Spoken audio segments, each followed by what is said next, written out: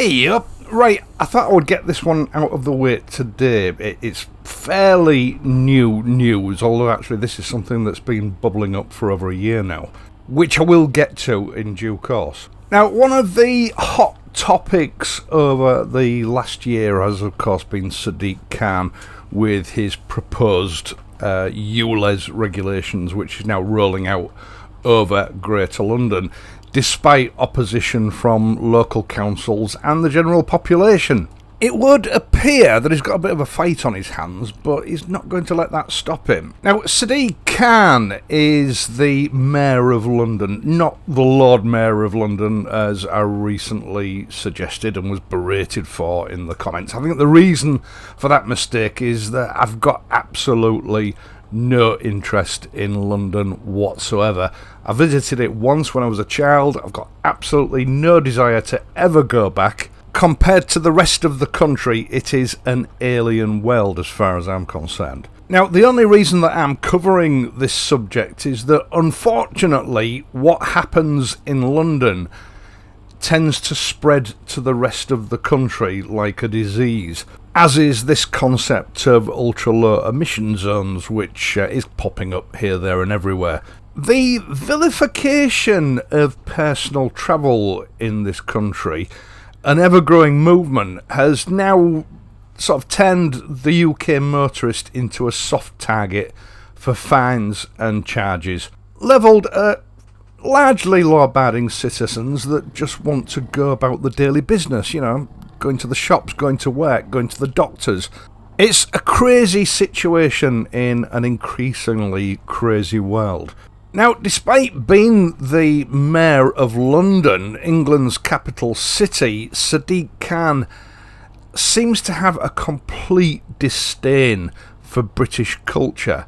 He's a man who, for his actions, I believe one day will end up in prison, but for the moment he seems untouchable. He preaches to society that they must give up their motor cars and travel by bicycle or walk or use public transport, whilst at the same time travelling around in a £600,000 5-litre armoured Range Rover, accompanied by his own little presidential motorcade. I mean, I'm no fan of Boris Johnson and what he's done, but when he held the same office as Sadiq Khan, he went to work on a bicycle.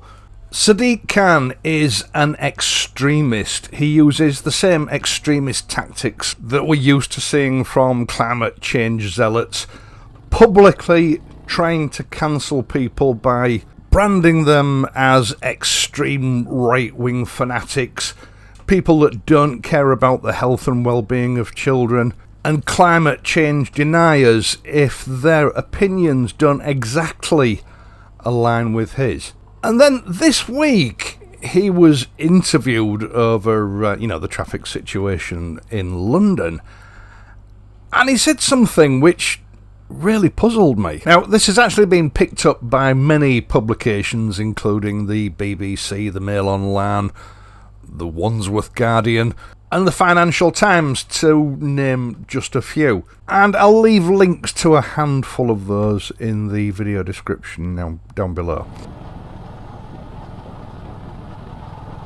Now, Mr. Khan has announced a desire to delete or do away with the ULEZ zones and congestion charges in favour of a pay-per-mile pricing structure for the London roads, where everyone, including EV owners, will be charged varying rates per mile, depending on exactly where they're travelling, what time of the day they're travelling, what type of vehicle they're travelling in, and the number of people travelling with them. Yes, he wants to charge passengers in vehicles, not just the drivers or owners of the vehicles. He's quoted as saying this: "Road charging is interesting," he told the Financial Times. "If you want to get rid of the congestion charge, get rid of ULEZ, get rid of road tax, and charge people depending on how many miles they drive, how polluting their vehicle is, what time of the day they're driving, Are there alternatives relating to public transport? How many people are in the car? That's potentially quite exciting. Then he went on to say, the problem is, the technology is quite a long way off. Right, let's just unpack this, shall we? He's sort of intimating that he may be willing to get rid of congestion charges and get rid of ULEZ. But he's just the Mayor of London. He has got absolutely no authority on this earth to remove road tax. Maybe it's just delusions of grandeur. Now, of course, he then goes on to say that you can charge people depending on how many miles they drive. Now, actually, fair enough. If you've abolished road tax and we're getting rid of ULEZ and congestion charges, providing it's proportionate, I don't see why people that use the roads more shouldn't pay more for the use of the roads compared to, Mart and Pa Kettle in the 60s or 70s who spend most of the time at home and only go out in the car once a week to do the shopping or visit the doctor or whatever. That's fair. But like I said, he's just the Mayor of London. He doesn't have the power to do that. Now, it's the next bit for me where it all starts to get a bit sinister. People will be charged depending on how polluting their vehicle is and what time of day they're travelling. Basically, that's sticking the congestion charge and ULEZ onto road tax. It's taking ULEZ and congestion charge away with one hand and then just putting it back quietly and stealthily with another hand. But for me, it gets worse as you read on. He's suggesting that you should be charged extra if there is alternative public transport available. So if you're driving down a road that a bus uses, you'll be charged more because you're not using the bus, you're choosing to drive instead. And then we've got the further intimation at the end that you're also going to be charged according to how many people are in the car. Now, does that mean you'll be charged more for a single occupant because you're not using the full potential of a vehicle that has the capacity to carry 4 or 5 people? Or does that mean you're going to be paying an excess for each individual in the car? A tax on passengers. He doesn't make that clear. It's very open-ended, which leads to me to believe that it's the latter that he's looking at, which is probably why he finds it all so exciting. But apart from the obvious, there's something terribly wrong with the statement that he's made.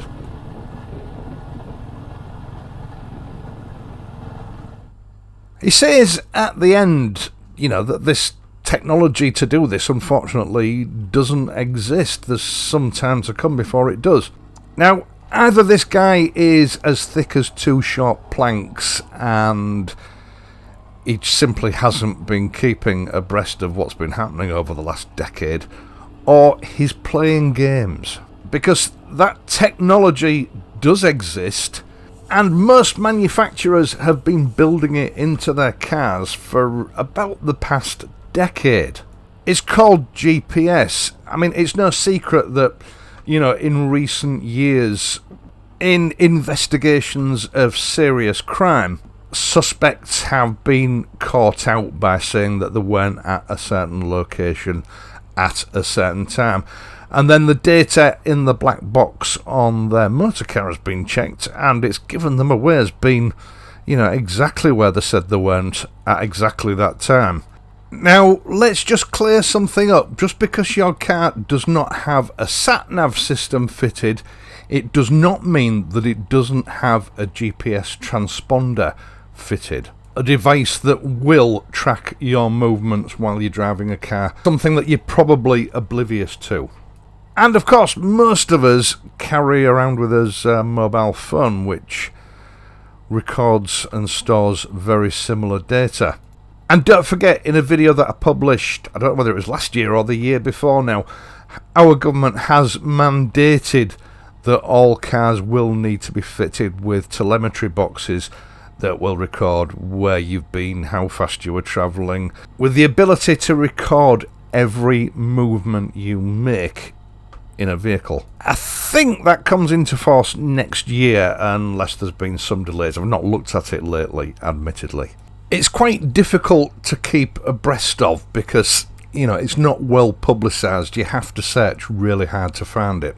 Now, I don't think Mr. Khan is stupid. I think what he's doing is laying out a narrative for future use so he can go back and say, oh, well, I did predict this, 2 years ago or 5 years ago or whatever it turns out to be. Because he knows something that he thinks me and you don't know. And that little pearl of information is actually going to render his congestion zones and ULEZ zones obsolete. And he's just spent millions of pounds worth of taxpayers' money and caused an awful lot of trouble in the process of setting this up. Basically, he's laying out a storyline that he can fall back on at a later date, because these plans for pay per mile driving are actually a UK central government strategy. Something I learned about just over a year ago.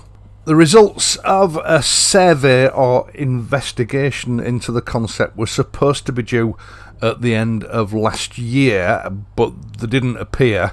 Whether that survey has been completed or not as yet, I don't know, because I still can't find any reference to it, and I've been looking for it for several months now. I sort of get the feeling that maybe it has been completed, but for now the government are keeping it under wraps. But it's not beyond the realms of possibility that Mr. Khan does have some insider knowledge on what's going on, which is why he's providing this narrative to fall back on now, because what he said in that newspaper interview is almost a carbon copy of what the government was proposing back last February 2022.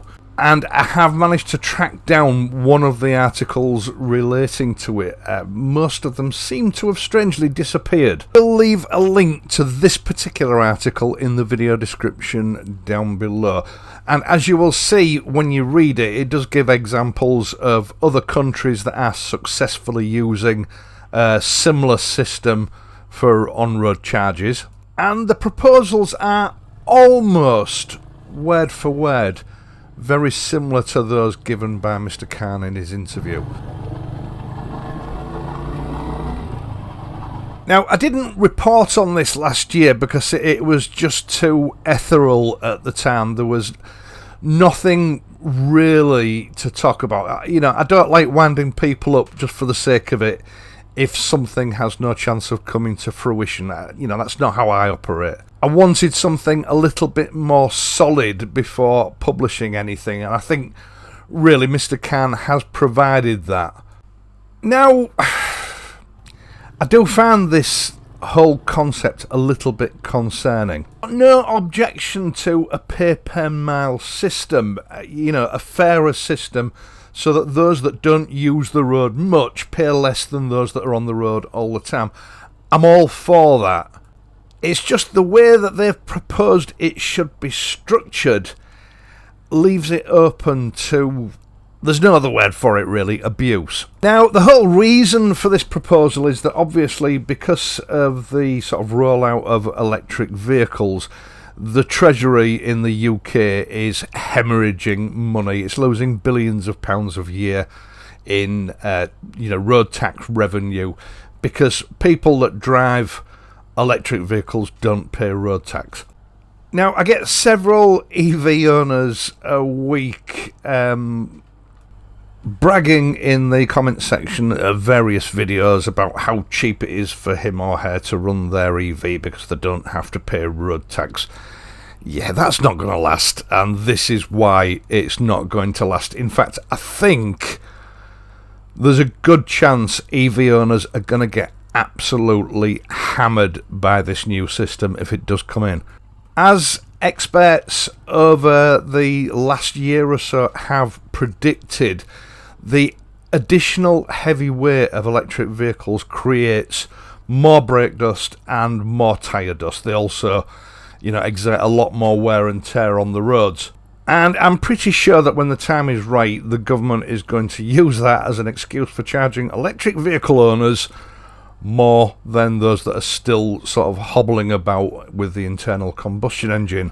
I mean, we have councils and multi-storey car park owners sort of warning that electric vehicle owners are not going to be able to use a lot of multi-storey car parks as EV usage increases around the UK, because they were never designed to take the excessive weights that these vehicles are going to exert on those buildings. I don't think for a moment they're going to start tearing them all down and building stronger ones. I think electric vehicles are just going to find it very difficult to park in the long run. And the government has given electric vehicle owners a lot of money over the last few years. They're going to want their pound of flesh back. It's not just going to be older petrol and diesel vehicle owners that are going to get clobbered by this. I think EV owners are going to be the new cash cow when this comes into force. And when the government has decided that, you know, the balance has passed the point of no return. Let's face it, the government does have previous for this. Ask any diesel owner. They campaigned for nearly a decade to get us to switch over from petrol to diesel, and if you own a diesel now, you get absolutely clobbered every which way but loose, because they're now considered polluting vehicles. The same is going to happen with EVs. I do believe in one of the articles that I read sort of at the beginning of last year that it was mentioned not about alternative public transport. That didn't come into it. I think that's just Mr. Khan's particularly sinister mind running away with itself. But they did mention the number of passengers, and that should affect how much you pay per mile. I think that is really wrong. Obviously, a good way of monitoring this is simply to have sort of an inboard dash cam in every vehicle, something that they can enforce with these new systems, which will simply take a photograph and record how many people are in the car at any given stage of a journey. And that is the worry about this entire scheme. It becomes a method of controlling travel even further. It's becoming no longer about just fair taxation for the use of the roads. It's becoming a method of control. You know, taxing a man who has a family car for use with his family an additional amount because he's having to use it as a single occupant to go to work is wrong. Or alternatively, whichever way this swings, taxing a family more for the amount of children or whatever they have in the car. Again, it's wrong. It's using a financial liability against a family's ability to travel. We should never get to that stage in this country. It's very clear from the original article that the government was worried about, public backlash against this system, which is probably why it's now gone a bit quiet. We're seeing this sort of surveillance, because that's what it is, pervading every aspect of our lives now. I mean, there is part of me that thinks that this is some sort of cash grab by central government. Obviously, they're watching people like Khan and various other city councils around this country making a lot of extra revenue with congestion charges and ULEZ zones and zero emission zones. And by bringing this into force, they take that control away from those councils. They take that money away from those councils because it's going to be collected centrally. So all these little money-making schemes around the country are going to have to stop overnight when this comes into force. And I think it is going to come into force. It's a matter of when and in what form, not a matter of if.